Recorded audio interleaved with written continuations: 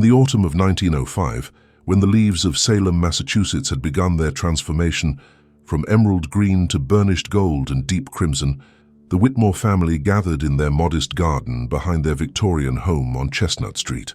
The afternoon sun cast long shadows across the carefully tended flower beds, and there was a crispness in the air that spoke of the approaching winter months. It was October 15th, a Saturday, and Edmund Whitmore had decided it was the perfect day to commemorate his family with a photograph. The process of taking a family portrait in 1905 was no simple matter.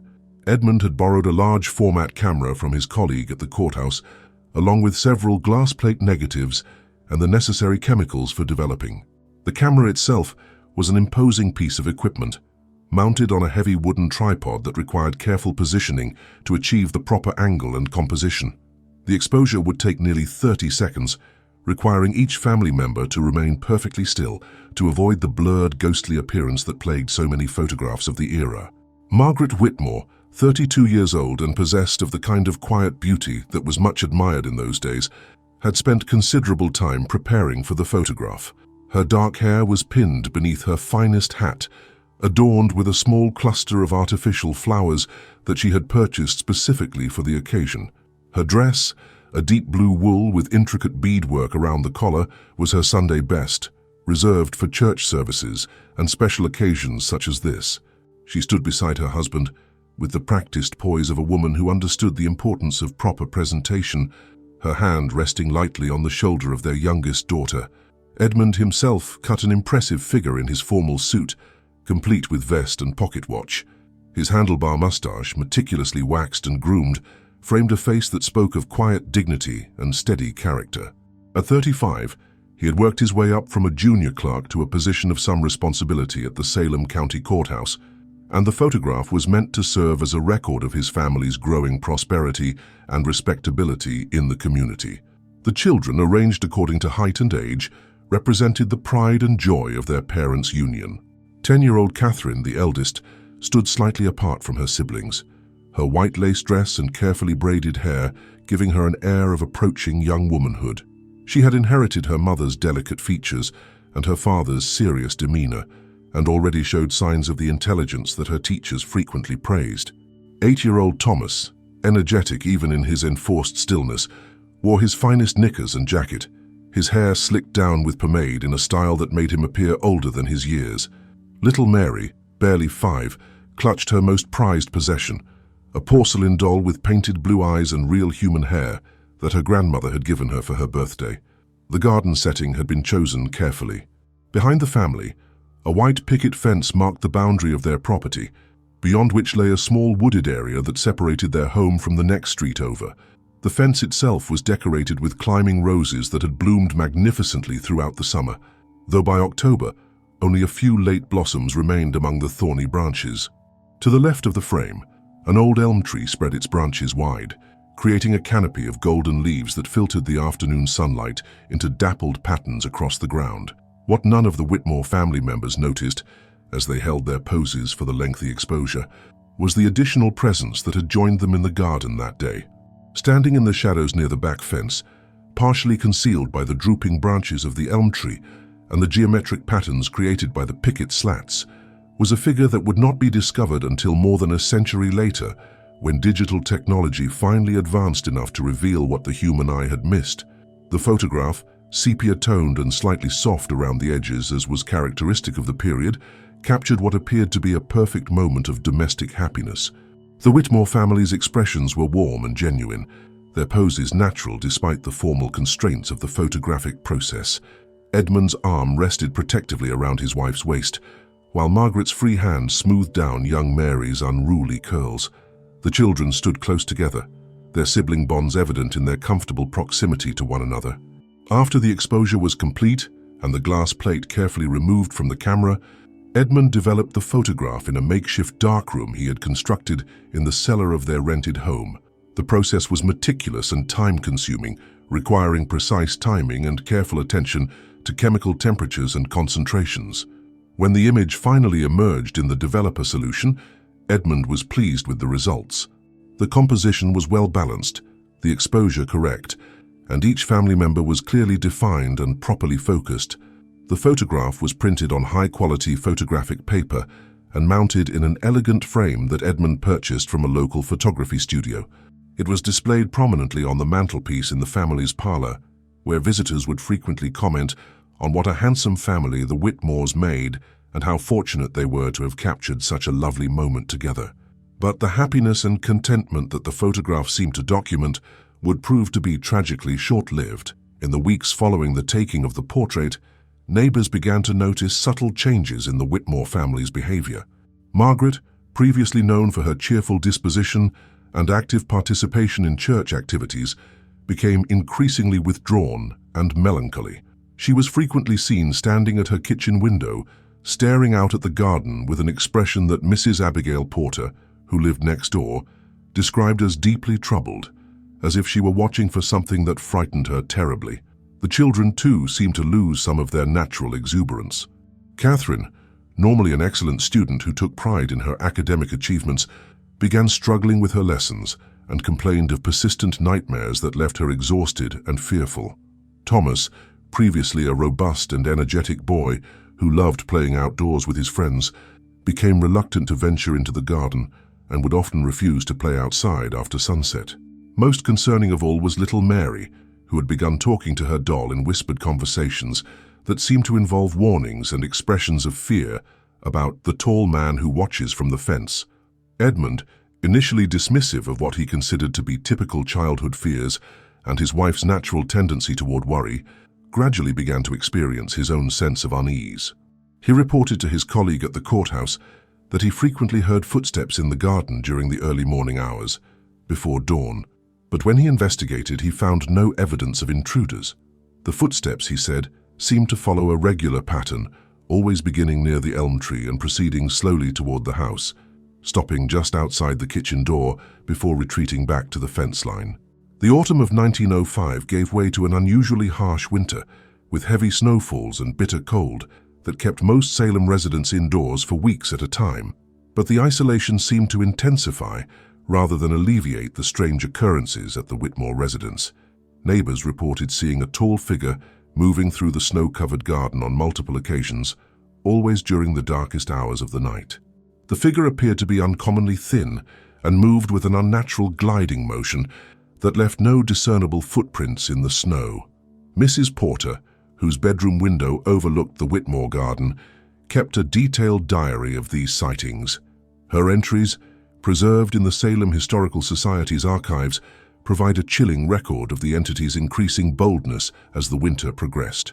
In December, she noted seeing the figure only occasionally and always at a distance near the back fence. By January, the sightings had become nightly occurrences, and the figure appeared to be moving closer to the house with each appearance.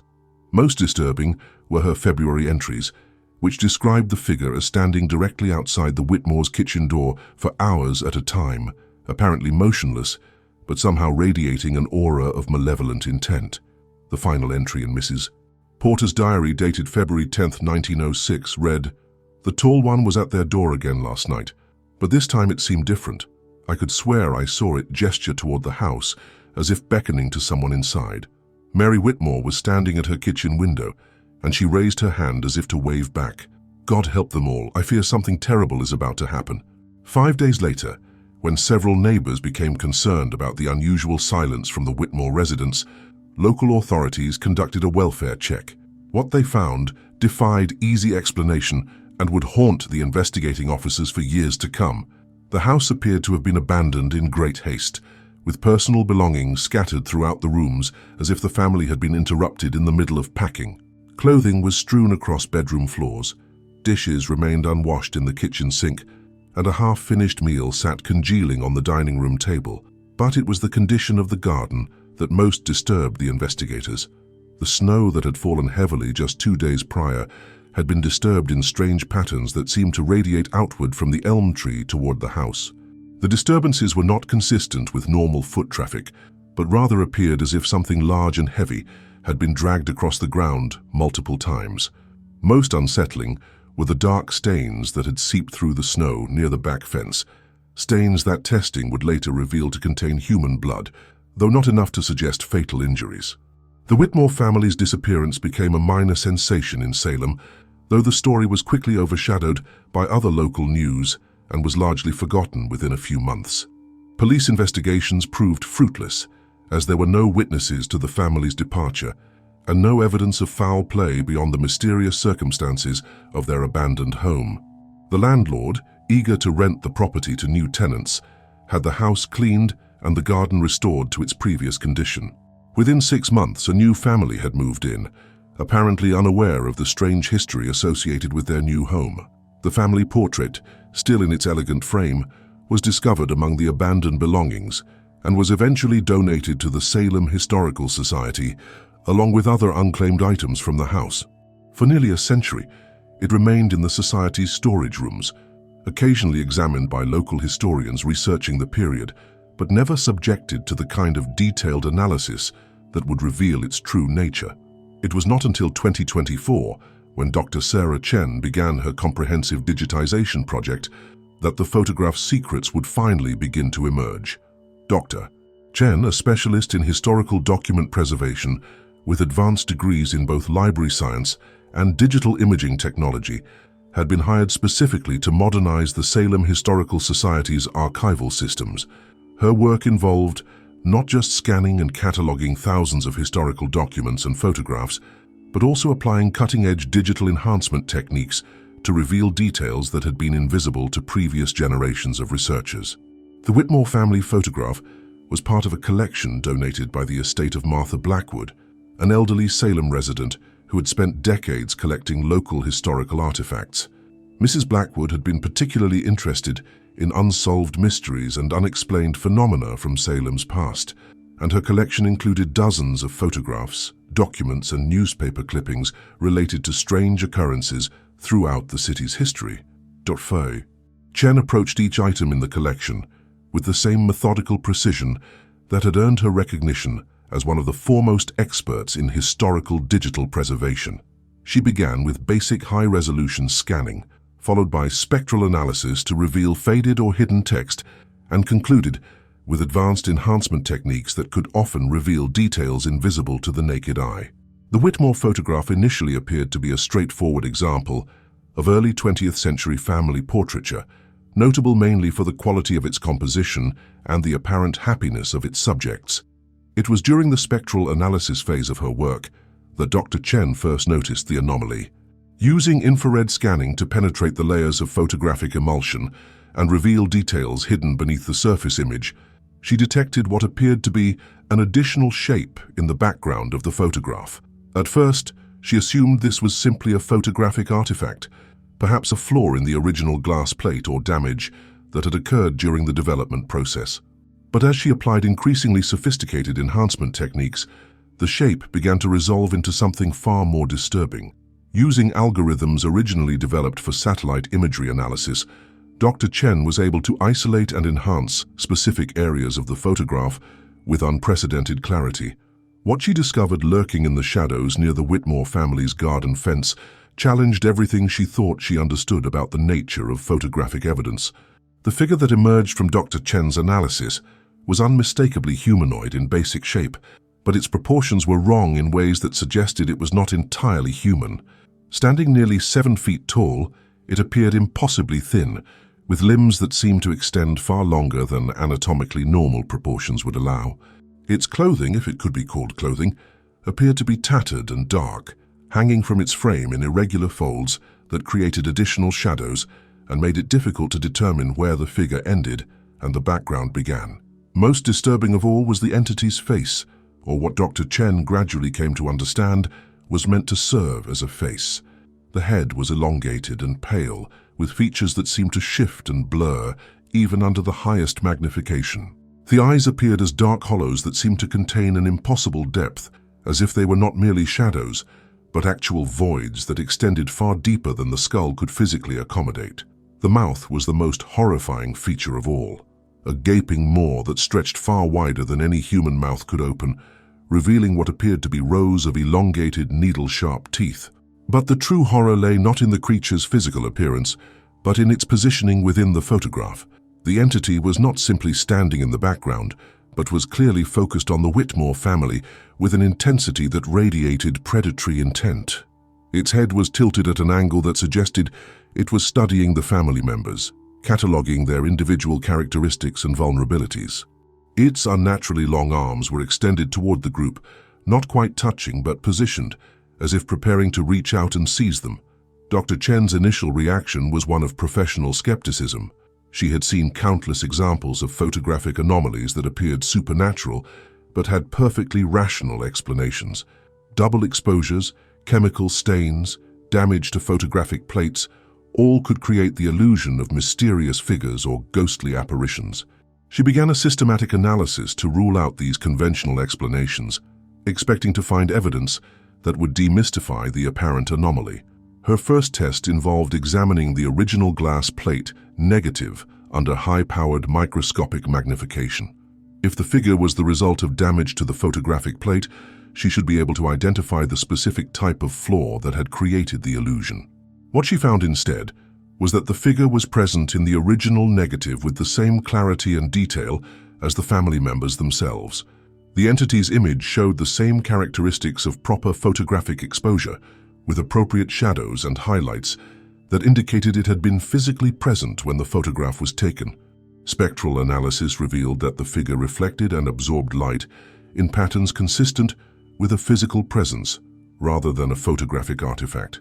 Chemical analysis of the photographic emulsion showed no signs of contamination or damage that could account for the apparition. Most convincing of all, Dr.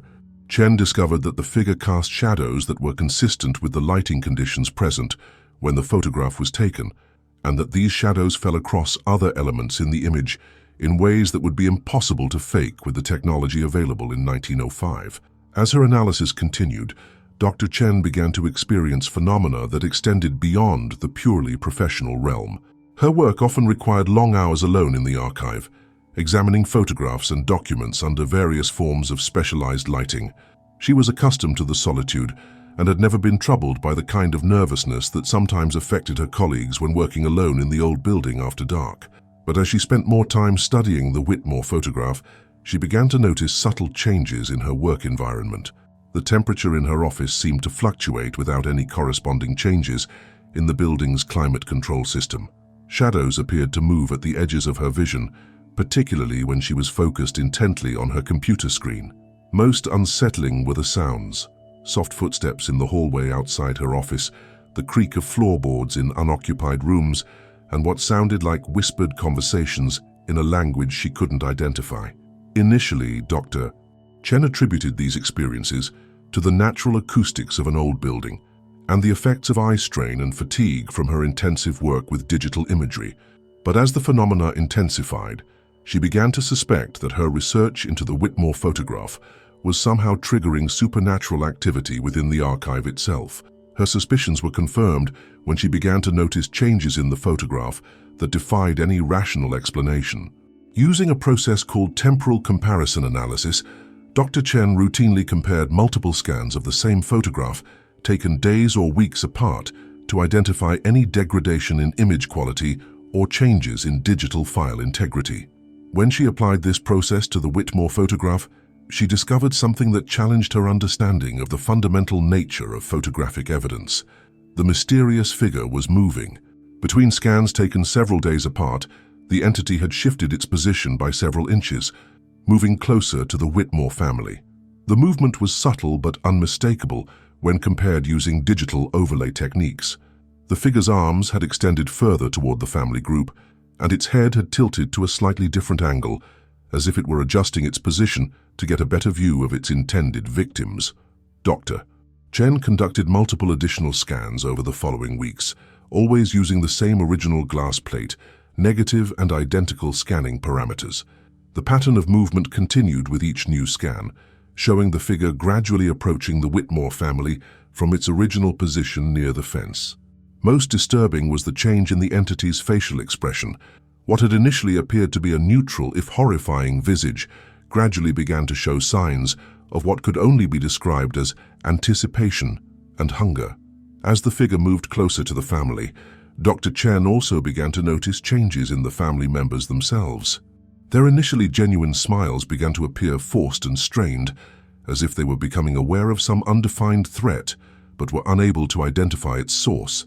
The children, particularly little Mary, began to show signs of distress in their expressions, and their body language suggested they were unconsciously pulling away from something behind them. The doll that Mary clutched so tightly also began to change, its painted features subtly shifting to reflect an expression of terror that seemed to mirror the growing horror of the situation. Even more unsettling was the gradual appearance of additional details in the background of the photograph. Shadows that hadn't been visible in earlier scans began to suggest the presence of other entities lurking in the wooded area beyond the fence. Dr. Chen's research expanded beyond the photograph itself as she sought to understand the nature of what she was documenting.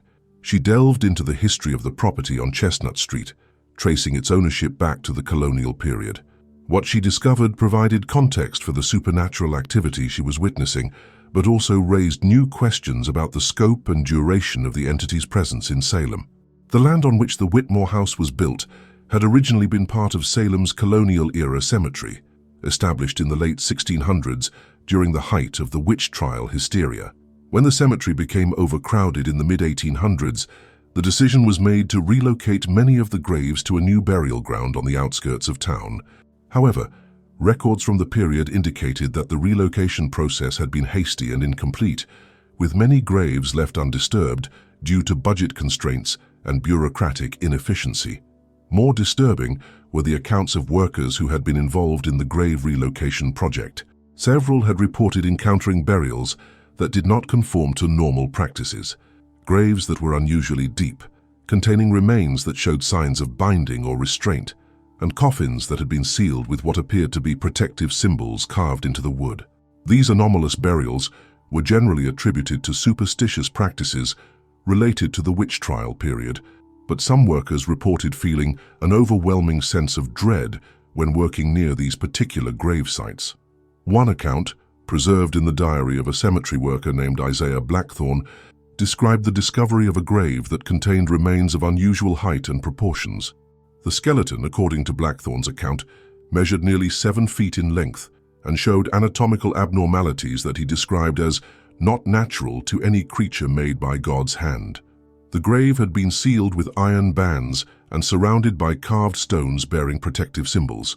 When the remains were disturbed during the relocation process, several workers reported experiencing nightmares and unexplained phenomena in the days that followed. Most significantly, Blackthorne's diary recorded that this particular grave had not been successfully relocated.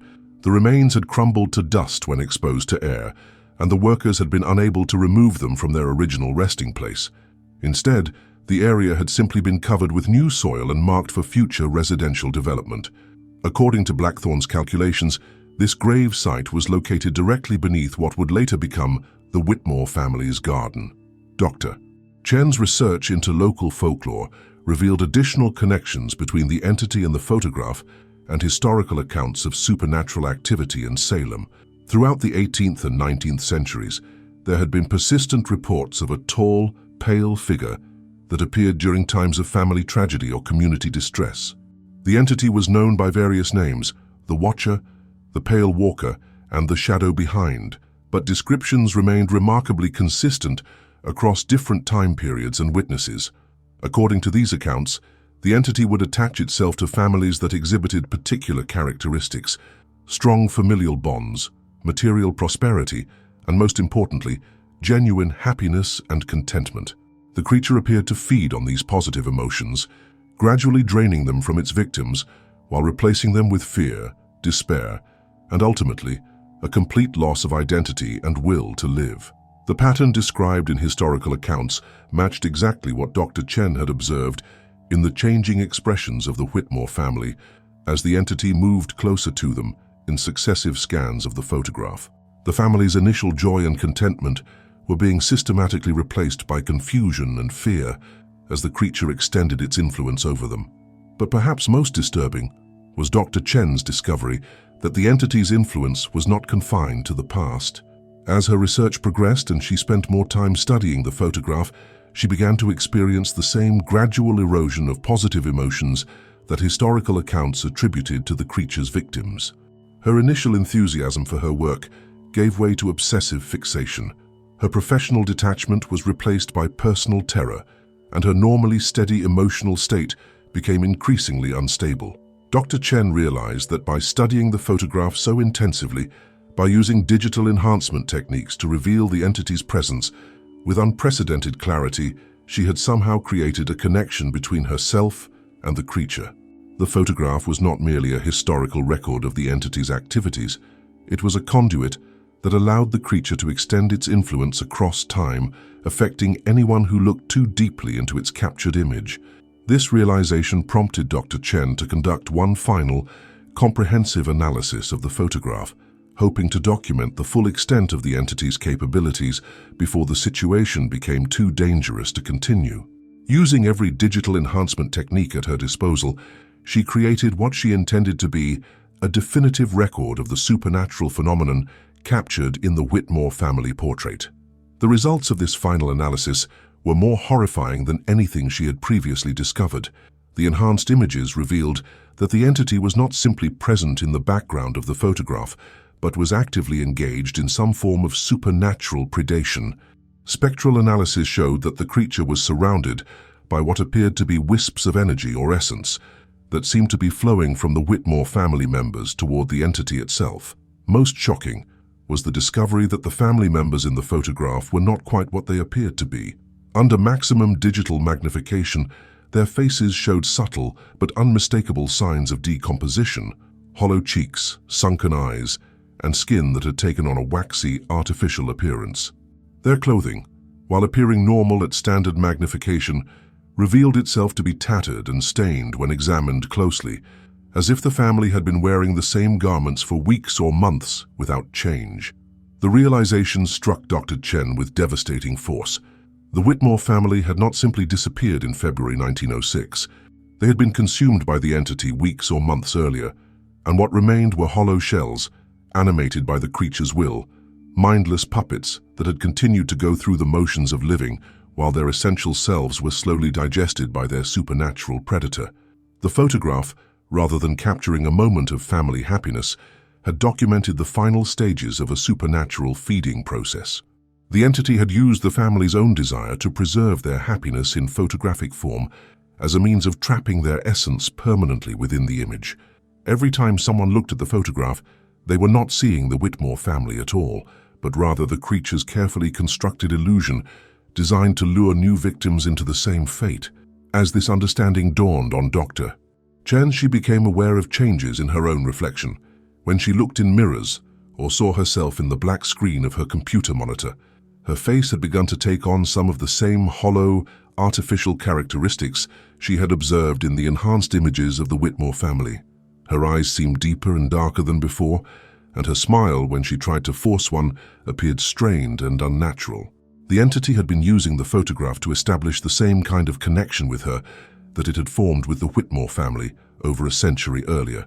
By studying the image so intensively, by using digital technology to see the creature with unprecedented clarity, she had made herself visible to it in return.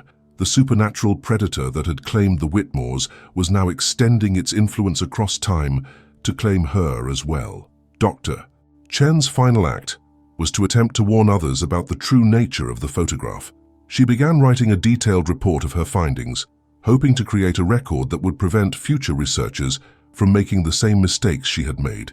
But as she tried to document her discoveries, she found that her memory of the research process was becoming increasingly fragmented and unreliable. The entity's influence was not just claiming her emotional and physical well-being, it was also affecting her ability to remember and communicate her discoveries. Key details about the digital enhancement process became confused in her mind, and when she tried to access her computer files, she found that many of her most important findings had somehow become corrupted or deleted entirely. Her final journal entry, found by colleagues several days after her disappearance, consisted of a single sentence written in handwriting that became increasingly erratic and difficult to read. "The photograph is not a window into the past. It is a doorway, and something has come through." Dr. Chen's disappearance followed the same pattern as the Whitmore family over a century earlier. Her office was found in disarray, with personal belongings scattered about and signs of a hasty departure. Security cameras in the building showed her entering the archive on her final evening, but never showed her leaving. The last footage of Dr. Chen showed her sitting at her computer, apparently studying something on her screen with intense concentration. But the timestamp indicated she had been in the same position for over 6 hours without any detectable movement. Most disturbing was what the security cameras captured in the hours immediately following Dr. Chen's disappearance. The footage showed her office remaining empty, but the lights continued to flicker intermittently, and shadows moved across the walls in patterns that suggested the presence of figures moving through the room.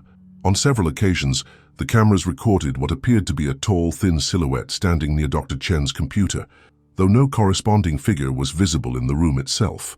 The Salem Historical Society quietly removed the Whitmore family photograph from active research access, citing concerns about the emotional well-being of staff members who had been working with materials from the Blackwood collection.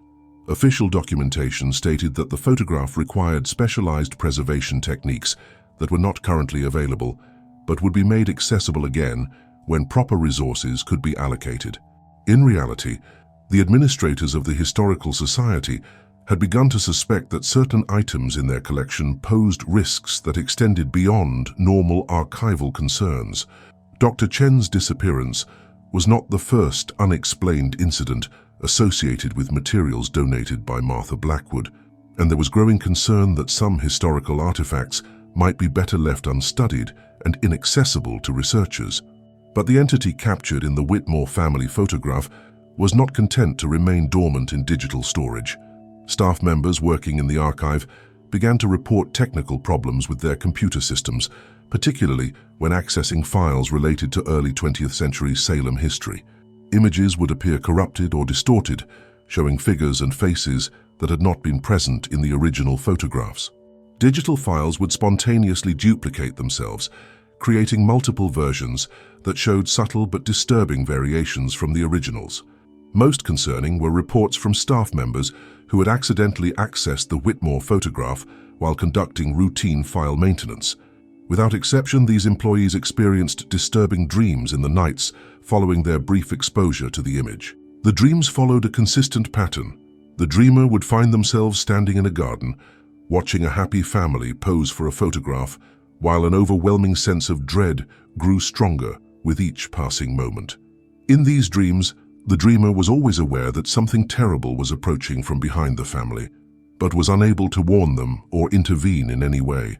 The dreams would conclude with the dreamer being pulled into the photograph itself, becoming part of the scene, and losing their own identity as they were absorbed into the entity's collection of captured victims. Several employees who experienced these dreams reported that the effects persisted even after they woke. They described feeling as if part of their consciousness remained trapped within the dream garden, and some claimed they could still hear the voices of the Whitmore family calling out for help from somewhere just beyond the edge of perception. The Salem Historical Society eventually made the decision to transfer the entire Blackwood collection to a secure storage facility, where it would be preserved but not made available for research purposes. The official explanation cited budget constraints and space limitations, but the true reason was the growing conviction among staff members that some historical artifacts were too dangerous to remain accessible. The Whitmore family photograph now resides in a climate-controlled storage vault, sealed away from curious researchers and casual observers alike. But even in isolation, the entity continues to exert its influence. Security systems at the storage facility frequently malfunction when monitoring the vault containing the Blackwood collection, and staff members report sensing a presence that seems to watch them from the darkness between the storage shelves. On quiet nights, when the facility is empty except for security personnel, sensitive recording equipment occasionally picks up sounds that seem to originate from within the sealed storage containers. These sounds have been described as whispered conversations, children's laughter, and what might be the voice of a woman calling out names that could be Catherine, Thomas, and Mary.